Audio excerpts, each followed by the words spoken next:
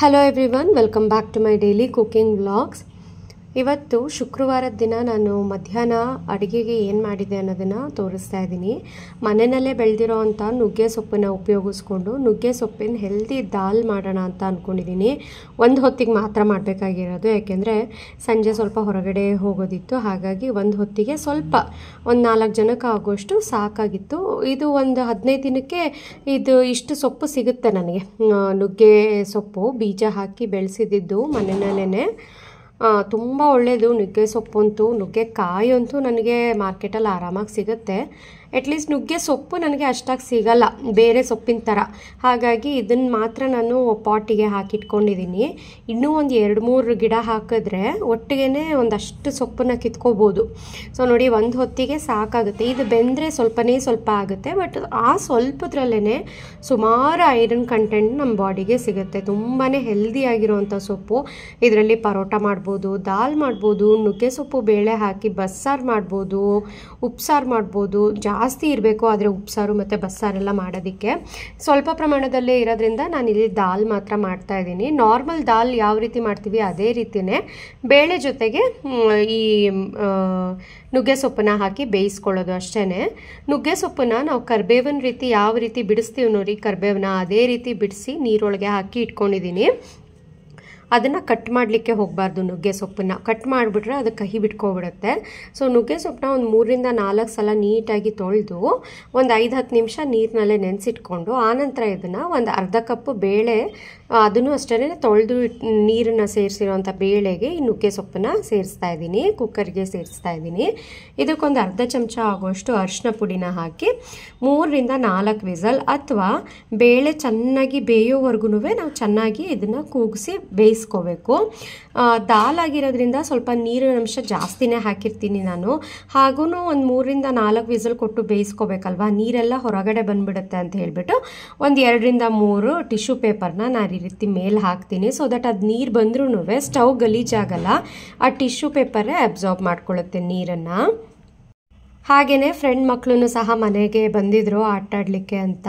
So ಮಧ್ಯಾಹ್ನ ಬಿಸಿಲು ಜಾಸ್ತಿ ಇರುತ್ತೆ ಅಲ್ವಾ, ಮನೆಯಲ್ಲಿ ಕಲ್ಲಂಗಡಿ ಹಣ್ಣು ಸಹ ಇತ್ತು. ಪ್ರದೀಪ್ ಎಲ್ಲರಿಗೂ ಜ್ಯೂಸ್ ಮಾಡು ಅಂತ ಹೇಳ್ತಾಯಿದ್ರು. ನನಗೆ ಸರಿ ಕಟ್ ಮಾಡಿಕೊಡಿ, ನಾನು ಜ್ಯೂಸ್ ಮಾಡ್ತೀನಿ ಅಂತ ಅಂದಿದ್ದಕ್ಕೆ ಹಣ್ಣನ್ನು ತಪ್ಪದಾಗಿ ಕಟ್ ಮಾಡಿ ಕೊಟ್ಟರು. ಒಂದು ಸ್ವಲ್ಪ ಟೇಸ್ಟ್ ನೋಡಿದೆ, ಹಣ್ಣು ಸ್ವಲ್ಪ ಸಪ್ಪೆ ಇತ್ತು. ಹಾಗಾಗಿ ಅದು ತಿನ್ನೋದಕ್ಕಿಂತ ಜ್ಯೂಸ್ ಮಾಡಿದ್ರೇ ಸರಿ ಅಂತ ಅಂದ್ಬಿಟ್ಟು ಇಲ್ಲಿ ಜ್ಯೂಸ್ಗೆ ದಪ್ಪದಾಗಿ ಕಟ್ ಮಾಡಿಟ್ಕೊಂಡಿರೋ ಅಂಥ ಕಲ್ಲಂಗಡಿ ಹಣ್ಣಿಗೆ ಸ್ವಲ್ಪ ಸಕ್ಕರೆ, ಒಂದು 2 ಟೇಬಲ್ ಸ್ಪೂನ್ ಆಗೋಷ್ಟು ಸಕ್ಕರೆ ಸೇರಿಸಿ, ಬೇಕಿದ್ರೆ ಅವಶ್ಯಕತೆ ಇದ್ದರೆ ಮಾತ್ರ ನೀರನ್ನು ಹಾಕಿ ಈ ರೀತಿ ನುಣ್ಣದಾಗಿ ಪೇಸ್ಟ್ ಮಾಡಿಕೊಂಡು ಬಸ್ಕೊಂಡ್ರೆ ಇದು ವಾಟರ್ ಮೆಲನ್ ಜ್ಯೂಸ್ ರೆಡಿ ಆಗುತ್ತೆ. ತುಂಬ ಚೆನ್ನಾಗಿತ್ತು. ಸಪ್ಪೆ ಇದ್ದಿದ್ದರಿಂದ ನಾನು ಸ್ವಲ್ಪ ಸಕ್ಕರೆ ಹಾಕಿದ್ದೀನಿ ಅಷ್ಟೇ, ಇಲ್ಲಾಂದರೆ ನಾನು ಸಕ್ಕರೆ ಹಾಕ್ತಾನೇ ಇರಲಿಲ್ಲ. ಸೊ ಜ್ಯೂಸ್ ಸಹ ಕುಡಿದು ಅಷ್ಟರಲ್ಲಿ ಈ ಕಡೆ ಬೇಳೆ ಎಲ್ಲ ಬೆಂದು ಚೆನ್ನಾಗಿ ಪ್ರೆಷರೆಲ್ಲ ಹೋಗಿತ್ತಲ್ವ. ಸೊ ಇದನ್ನು ನೀಟಾಗಿ ಕಡಿತಾ ಇದ್ದೀನಿ. ಬೇಳೆ ಥರ ದಾಲಲ್ಲಿ ಅಷ್ಟಾಗಿ ಸಿಕ್ಕಿದ್ರೆ ಚೆನ್ನಾಗಿರಲ್ಲ. ಸೊ ಈ ರೀತಿ ಕಡಿದ್ಬಿಟ್ರೆ ದಾಲ್ ಸ್ವಲ್ಪ ಗಟ್ಟಿನೂ ಆಗುತ್ತೆ, ಚೆನ್ನಾಗೂ ಇರುತ್ತೆ ಟೇಸ್ಟು.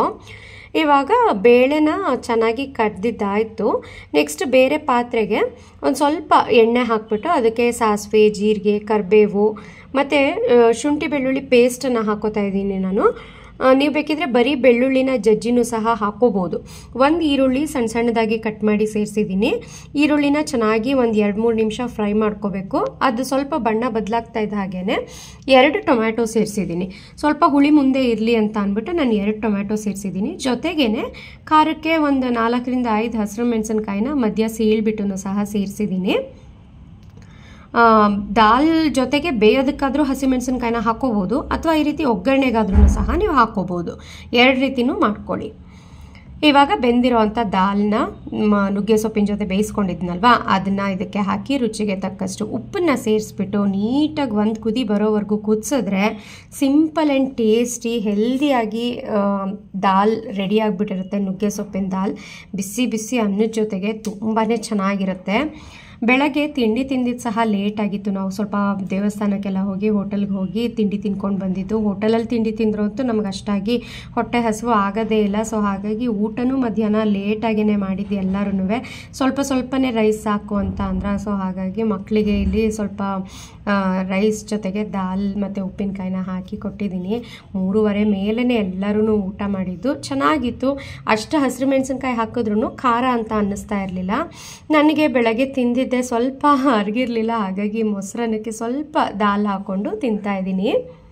ಹಾಗೆಯೇ ಸಂಜೆ ಮೇಲೆ ಬರ್ತ್ಡೇ ಇತ್ತು ನಂದು, ಹಾಗಾಗಿ ಪ್ರದೀಪ್ ಸ್ವಲ್ಪ ಅರೇಂಜ್ ಮಾಡಿದ್ರ ಹೊಲ್ಲ ಹೋಗ್ಬಿಟ್ಟು ಫ್ರೆಂಡ್ಸ್ ಜೊತೆ ಬರ್ಡೇ ಸೆಲೆಬ್ರೇಷನ್ ಎಲ್ಲ ಮುಗಿಸ್ಕೊಂಡು ಹಾಗೆಯೇ ಹೋಟೆಲಿಗೆ ಹೋದ್ವಿ.